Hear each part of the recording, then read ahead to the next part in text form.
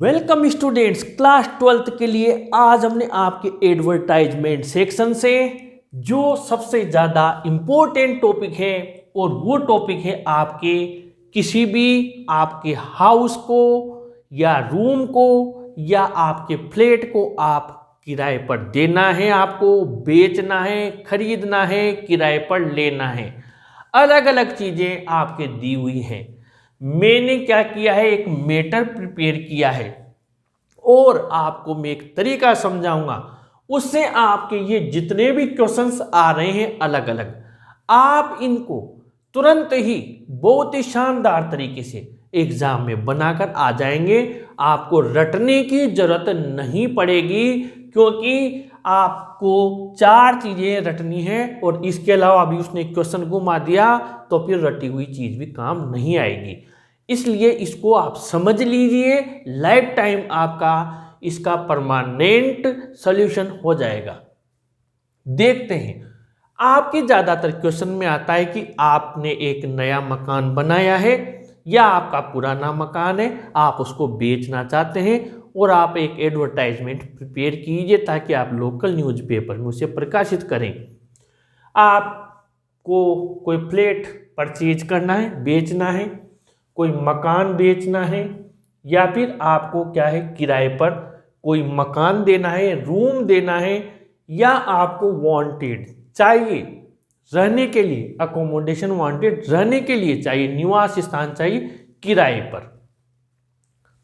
अब स्टार्टिंग कहाँ से करते हैं स्टूडेंट, से गलती वहीं हो जाती है, पहला वर्ड ही गलत हो जाता है। एग्जामिनर उस समय समझ जाता है इसको लिखने का उतना अच्छा तरीका पता नहीं है।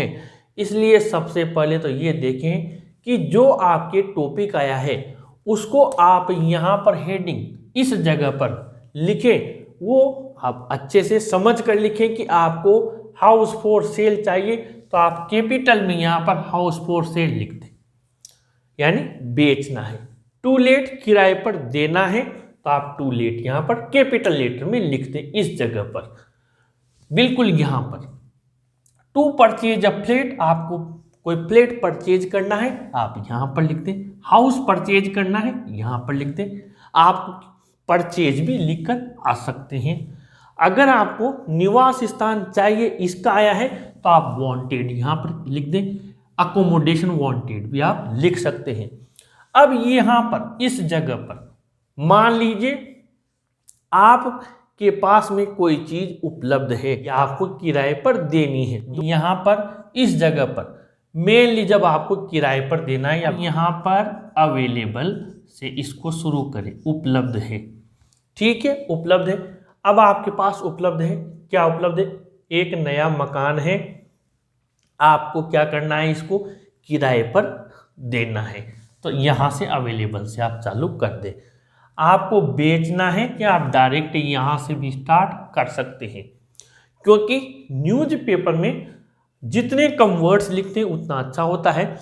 उसकी वजह यह है कि पर वर्ड वहाँ पर पैसा लगता है। ऐसा नहीं कितना भी विज्ञापन दे दिया, हर वर्ड का वहाँ पर रुपया काउंट होता है। तो आपने अवेलेबल लिख दिया।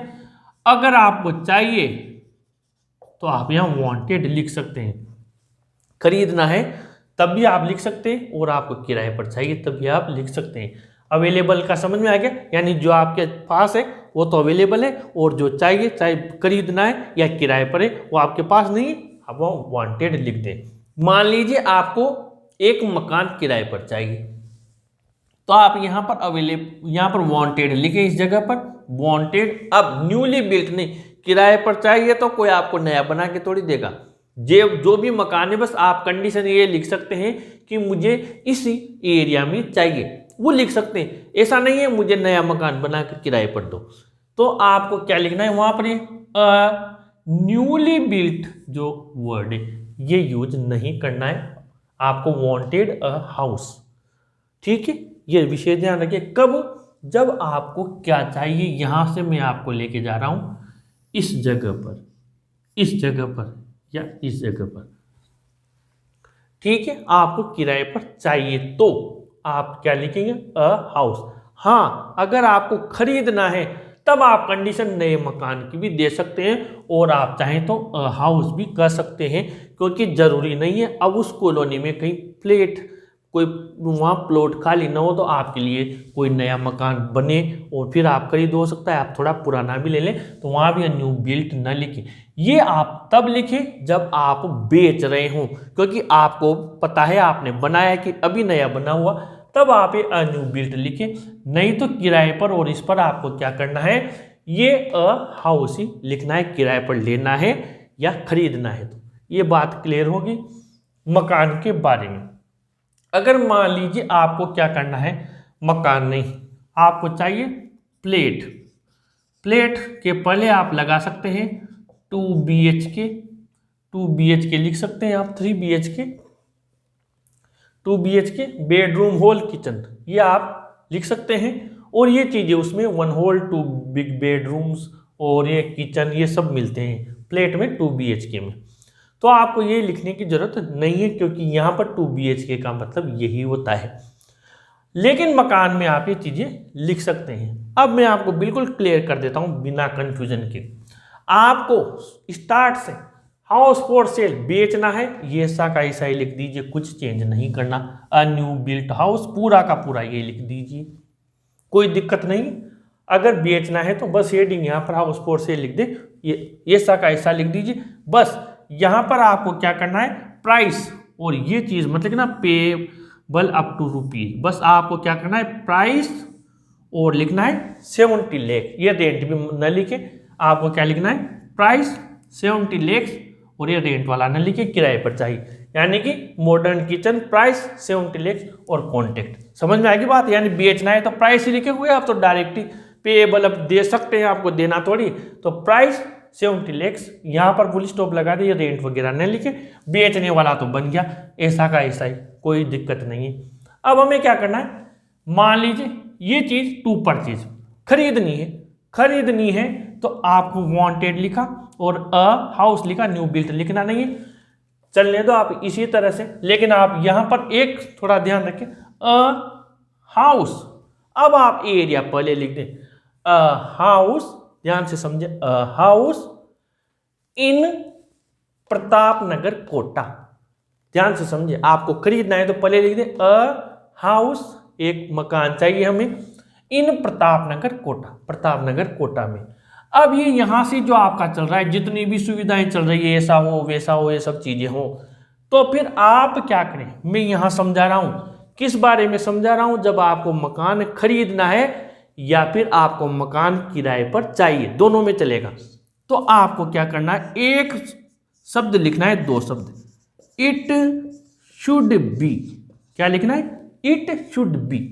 और फिर ये 25-50 का होना चाहिए, ईस्ट फेसिंग होना चाहिए, 100 फीट रोड पर होना चाहिए, ये चीज़ हमने लिखी थी पहले। यहाँ इस जगह इन प्रतापनगर कोटा पोर्च ऐसा होना चाहिए, और आप चलते जाओ पूरा लिख दो, बस ये मत लिखना प्राइस, क्योंकि बेचने वाले में लिखना है।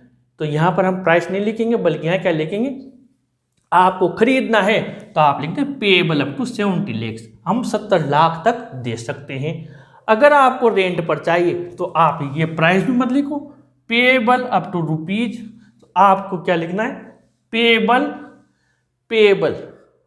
रेंट, क्या देंगे आप, rent, payable rent up to rupees 10,000 per month, हम 10,000 रुपये तक दे सकते हैं, कोई दिक्कत नहीं है। बात क्लियर हो गई। किराए पर लेना है तो 10,000 तक दे सकते हो, खरीदना है तो आप पेएबल अप टू 70 लाख, आप 70 लाख तक दे सकते हो, और बात वही रह जाएगी। फिर समझा देता हूं, अगर किराए पर लेना है तो पेएबल रेंट कितना दे सकते हो, 10,000 पर मंथ। अगर खरीदना है तो पेएबल अप टू ₹70 लाख, यहीं तक लिखा रहने दो, ये हटा दो, और बाकी वही रह जाएगा, कोई दिक्कत नहीं है। तो क्या हो गया, बेचना हो गया, किराए पर लेना हो गया, खरीदना हो गया। अब किराए पर देना है तो आपको यहाँ पर क्या लिखना है, टू लेट। और अगर ये पूरा आपको मकान ही किराए पर देना है तो इसको वैसा का वैसा ही लिख दो, बस इतना सा चेंज करना। ये जो प्राइस मत लिखना, यहाँ पर लिख देना आप रेंट 10,000 पर मंथ, ये चीज मत लिखना, क्योंकि बेचना तो ही नहीं, 70 लाख रुपये महीना कौन देगा किराए में, तो रेंट 10,000 पर मंथ आप लिख दे। तो ये हो गया किराए पर आपको देना है। 4 हो गए।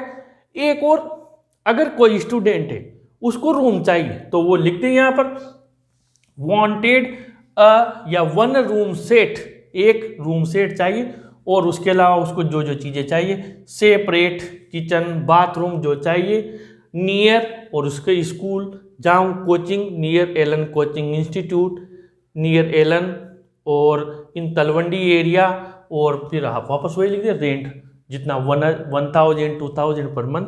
तो किराए पर अगर एक कमरा चाहिए तो भी आपका काम चल जाएगा। अगर किराए पर आपको कमरा देना है और ये पूरा मकान नहीं देना है तब भी आप लिख सकते हैं अवेलेबल 1 रूम 2 रूम जो भी है, बाकी सारी चीज़ें आप लिख सकते हैं।